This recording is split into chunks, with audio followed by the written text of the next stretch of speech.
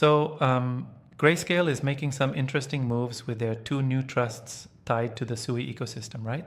Absolutely, and it's quite a fascinating approach, offering accredited investors direct exposure to the native tokens of DeepBook and Walrus.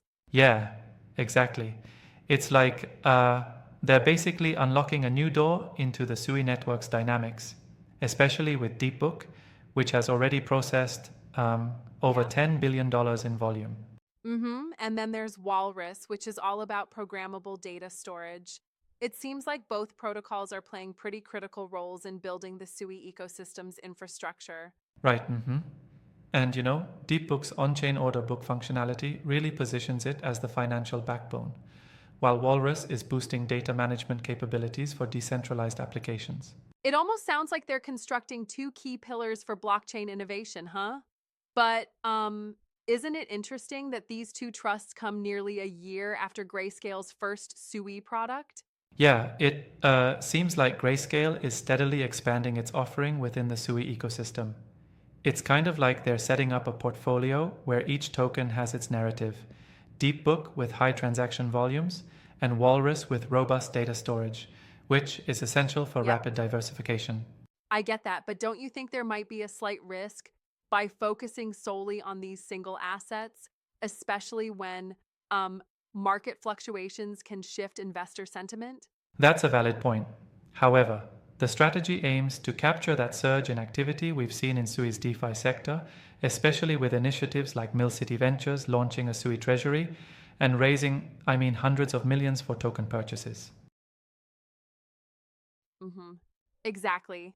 And with TVL hitting an all-time high of 2.3 billion, even if it dipped slightly, that does underscore the network's overall momentum. Right? And um, SUI itself is really designed for high throughput and low latency, thanks to features like parallel transaction processing. That's a key differentiator here, ensuring faster and more affordable blockchain experiences. Yep. The boardroom chatter is that SUI's unique architecture really opens up a new realm for developers who want to build decentralized apps without the usual hiccups. Absolutely. And let's not forget Walrus's recent capital raise of $140 million dollars from major players like Standard Crypto signals strong market confidence, acting almost like a vote of confidence in the technical abilities of the network. Yeah. I like that perspective. It's like each trust represents a specialized investment in the ecosystem's future. Yet, I wonder if locking into these specific protocols might limit wider exposure. That's a fair critique, but in a way, it's about offering tailored strategic exposure. Investors get to tap into the backbone technologies that are literally powering the SUI economy, rather than a broad but diluted package. Mhm.